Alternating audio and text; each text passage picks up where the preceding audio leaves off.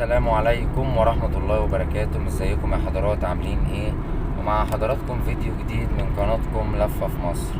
دلوقتي يا جماعة احنا على طريق مصر اسكندرية الصحراوي اتجاه مباشرة للقاهرة.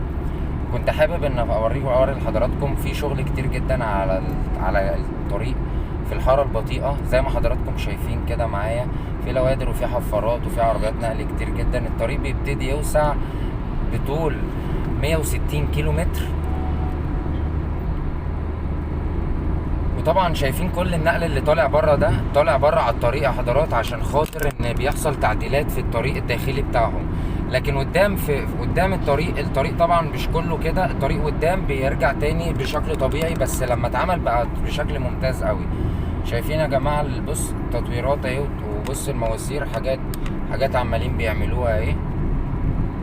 فدي حاجة ممتازة جدا. طبعا النقل ده كله هيروح بعد عن الطريق الحيوي وهينزل بقى على الطريق الجانبي، وفي نفس الوقت بدل ما كان يبقى ماشي متعثر في الطريق، وده بينقل لنا بضايع، وفي نفس الوقت بيسرع حركة التجارة والحركة الداخلية بين المحافظات. دي من الطرق المهمة جدا، طريق مصر اسكندرية الصحراوي. فلما الطريق ده يخدم العربيات النقل ده هيخدمه بشكل ممتاز جدا، وهيخلي الخدمة عليه بعد كده هتبقى افضل بكتير.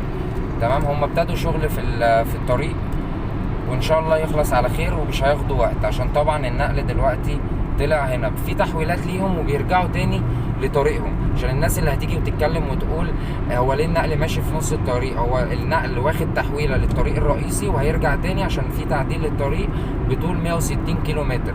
وبالمناسبة كان في كومنت امبارح كان بيقول لي هو ليه حضرتك ماشي على الخط الابيض؟ فبصوا حضرات، احنا دلوقتي على الطرق السريعة مباشرة. الطرق بقت فيها رادارات وفيها كاميرات مراقبة، وفي نفس الوقت كل واحد بيلتزم بالسرعة القانونية وبالحارة بتاعته.